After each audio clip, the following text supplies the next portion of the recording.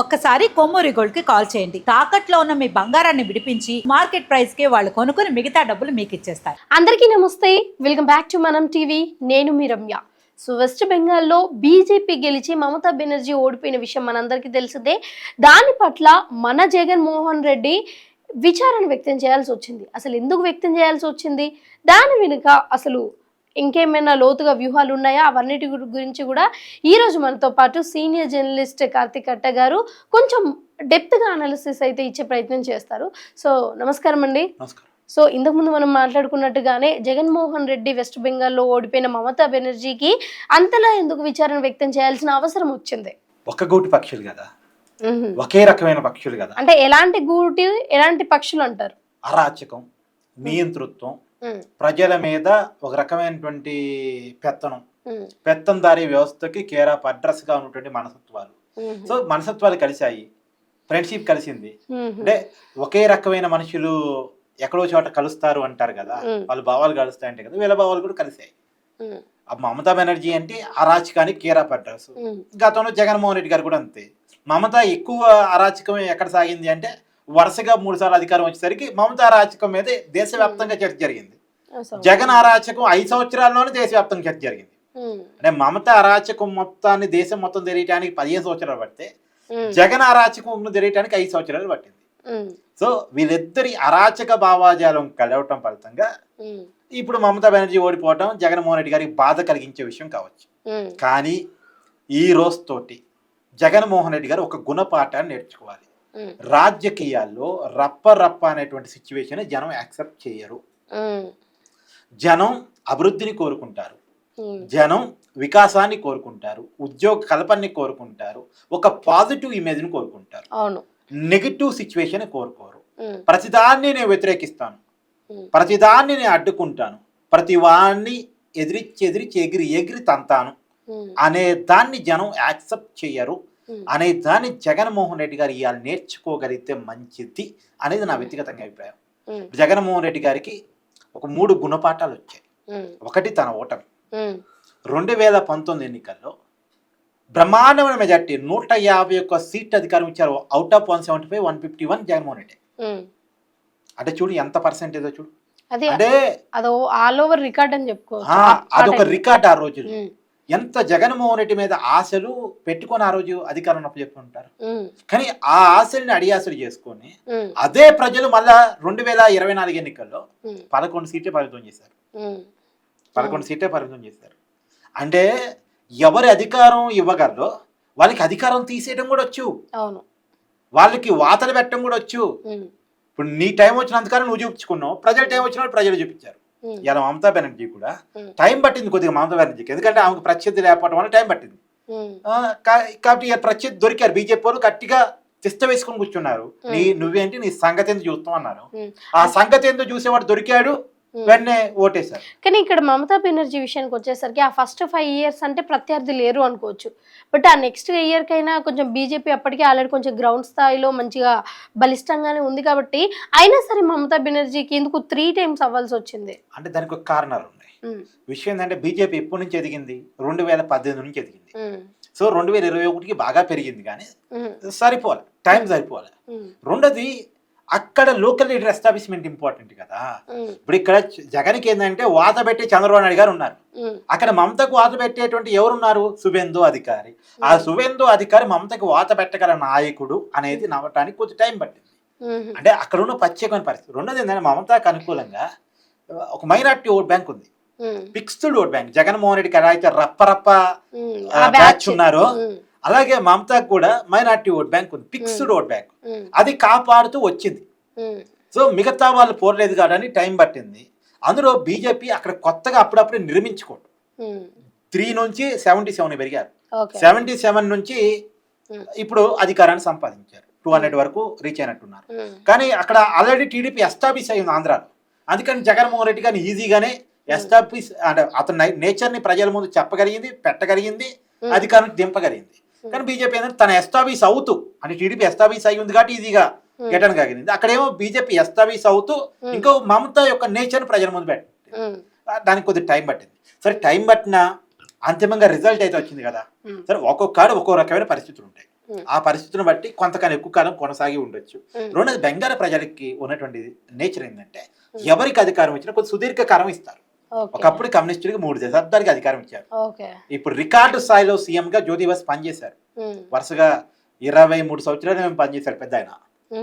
తర్వాత ఆయన చనిపోయాక కానీ బుద్ధ భట్టాచార్య సీఎం గానే, బుద్ధే భట్టాచార్య సీఎం అయిన తర్వాత కానీ కమ్యూనిస్టులు బట్టి అక్కడ కోపం వచ్చి మమతా బెనర్జీకి అధికారం 2011లో ఇచ్చారు. అంటే ఇప్పటి నుంచి కూడా మళ్ళీ సుదీర్ఘకాలం బీజేపీకి ఇచ్చే అవకాశం ఉంది. అక్కడ ఆ పాలిటిక్స్, బెంగాల్ పాలిటిక్స్ మనం అర్థం చేసుకోగలిగితే ఉంది. అలాంటిది మమతా పట్ల తీవ్రమైన వ్యతిరేకత ఉంది కదా. నేను దాకా ప్రత్యేది సరైన లేరు అనుకుని ఎవరికి ఇవ్వలేదు. ఇప్పుడు ఉన్నారు అనుకుని బీజేపీకి ఇచ్చిన తర్వాత ఇప్పుడు బీజేపీ ఏమైనా స్వయంకృత అపరాధాలు చేసుకుంటే చెప్పలేము అది. కానీ మోస్ట్లీ అయితే అక్కడ అవకాశం ఉంది బీజేపీకి కంటిన్యూగా అధికారం. కానీ ఇక్కడ నుంచి జగన్మోహన్ రెడ్డి గారు నేర్చుకోవాల్సిందంటే అరాచకం, అభివృద్ధి వ్యతిరేకం, నియంతృత్వం అంటే ప్రజలు అధికారం ఇవ్వరు, గుర్తుపెట్టుకోవాలి. ఇప్పుడు వీళ్ళిద్దరికీ ఉన్న పెద్ద టాస్క్ ఏంటంటే 2029 ఎన్నికలు కూడా ఇప్పటికే జగన్మోహన్ రెడ్డి గారు మార్పు రాలే, ఇప్పటికైతే రాలే. ఇప్పటికీ నేను అమరావతిని వ్యతిరేకిస్తానంటాడు, ఇప్పటికీ నేను ప్రాజెక్టును వ్యతిరేకిస్తానంటాడు, ఇప్పటికీ రప్పరప్ప పాలిటిక్స్ అంటాడు, ఇప్పటికీ సప్త సముద్రాలు దాటొచ్చైనా సరే నీ సంగతి చూస్తానంటాడు, ఇప్పటికీ కట కార్తీక్ సంగతి చెప్తానంటే అంటాడు. అలా అంటే పెట్టుబడిదారుని జైల్లో పెడతానంటాడు, లేదు ఎవరైతే ఇన్వెస్ట్ చేశారో వాళ్ళందరి మీద కేసులు పెడతానంటాడు, ఒక మీడియా చైర్మన్ పట్టుకొని నేను 10 పోలీస్ స్టేషన్ తిప్పుతానంటాడు. ఇదే నేచర్ గనక కొనసాగిస్తే, ఇదే మైండ్ సెట్ కనుకుంటే ఇది మారలేదురా మనకొద్దు అనుకొని 2029లో మళ్ళా ఇదే రకమైన ఫలితాలు ఇస్తారు. ఒక ప్రాంతీయ పార్టీ వరుసగా ఓటములు ఎదురైతే ఆ ప్రాంతీయ పార్టీ వ్యక్తి ఇమేజ్ మీద ఆధారపడే పార్టీ అయ్యి ఉంటే ఆ వ్యక్తి ఇమేజ్ డ్యామేజ్ అయితే ఇంకెందుకు ఉంటుంది ఆ పార్టీ. కాబట్టి రేపొద్దున 2029 ఎన్నికల్లో కూడా వైసీపీ ఓడిపోతే ఇక ఆ పార్టీ క్లోజ్, పొలిటికల్ ఫ్యూచరే క్లోజ్. రెండోది అసలు జగన్మోహన్ రెడ్డి ఎక్కడి నుంచి ఎస్టాబ్లిష్ అయ్యాడు, రాజశేఖర రెడ్డి అభిమానం నుంచి ఎస్టాబ్లిష్ అయ్యాడు. ఆ రాజశేఖర రెడ్డి అభిమానులంతా కూడా జగన్ డిజైన్ చేసుకోవడం స్టార్ట్ చేశారనుకో, ఆయన నేచర్ వేరు ఈయన నేచర్ వేరు అనేది డిజైన్ చేసుకోవడం కంప్లీట్ గా చేంజ్ అయ్యారనుకో, ఇంకెక్కడ ఉంది రాజకీయ పునాది. పైగా జగన్మోహన్ రెడ్డి గారి మీద 2011 నుంచి 20 సిబిఐడి కేసులు ఉన్నాయి. ఇప్పటి వరకు ఆయన కేసులు ఆయన కాపాడుకుంటూ వస్తున్నాడు. ఎందుకు? ఇప్పటివరకు పొలిటికల్ ఇమేజ్ ఉంది కాబట్టి లాబింగ్ చేసుకొని. ఎప్పుడైతే నీ పొలిటికల్ ఇమేజ్ తగ్గిద్దో అప్పుడు ఆ లాబింగ్ కెపాసిటీ కూడా తగ్గిద్ది. ఇప్పుడు ఎగ్జాంపుల్ నేను సబ్జెక్ట్ చెప్పగలిగినంత కానీ నువ్వు నన్ను ఇంటర్వ్యూ చేస్తావు, నేను బెబ్బే బ్యాచ్ అనుకో, మొహాటానికి ఒకసారి చేస్తావు, 2 సార్లు చేస్తావు, తర్వాత స్కిప్ చేస్తావు, అవునా కాదా? అలాగే జగన్మోహన్ రెడ్డి కూడా తన దగ్గర సబ్జెక్ట్ ఉంది కానీ తన దగ్గర సీట్లు ఉన్నంత కానీ లాబింగ్ చేసుకుంటారు. ఆయన మాట ఇంకెవరైనా వినగలుగుతారు. ఆయన దగ్గర ఎప్పుడైతే సీట్లు ఉండవో ఓట్లు ఉండవో వీరితో పని లేదనుకుంటారో తీసిపోయి జైల్లో పడేస్తారు.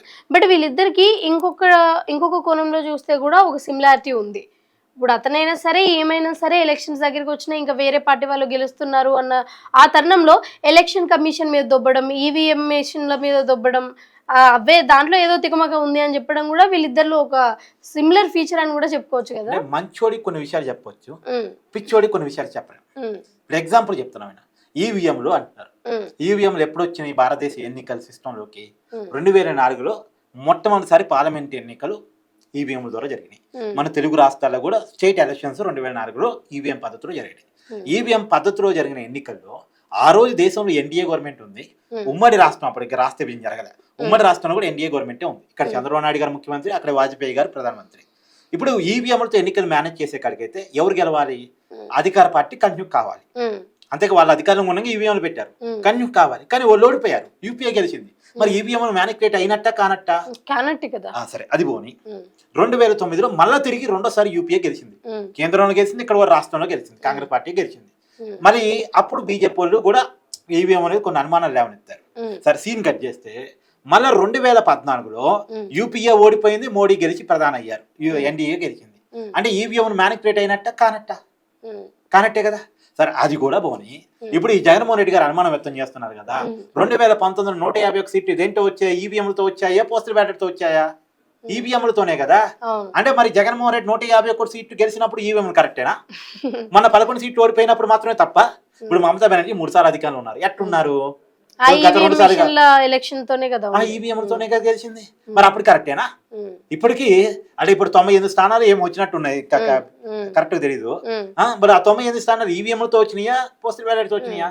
బట్ మమతా బెనర్జీ ఎమ్మెల్యేగా గెలుస్తున్నారు అనుకుంటా. మమతా బెనర్జీ ఎలాగో ఇక కొంచెం ఎంతైనా గానీ ఇంకా తక్కువకి వెళ్ళిపోతుంది, మెల్లమెల్లిగా మెజారిటీ అంతా కూడా పడిపోతుంది కాబట్టి పార్టీ కూడా పడిపోయింది. పార్టీ కూడా పడిపోయింది కాబట్టి ఇప్పుడు టీఎంసీ ప్లేస్ లో ఇంకా వేరే ఏదైనా పార్టీ వచ్చే అవకాశం ఉండొచ్చా? అంటే ఎప్పుడైనా పొలిటికల్ వ్యాక్యూమ్ కొత్త వాళ్ళకి అవకాశం ఇస్తుంది.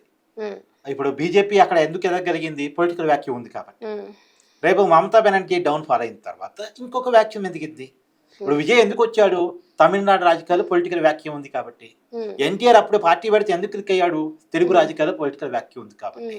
ఖచ్చితంగా పొలిటికల్ వ్యాక్యూమ్ కొత్త శక్తికి ప్రమోషన్ ఇస్తుంది. అది ఎవరు వస్తారు అనేది మనం రాబోయే కాలంలో చూడాలి.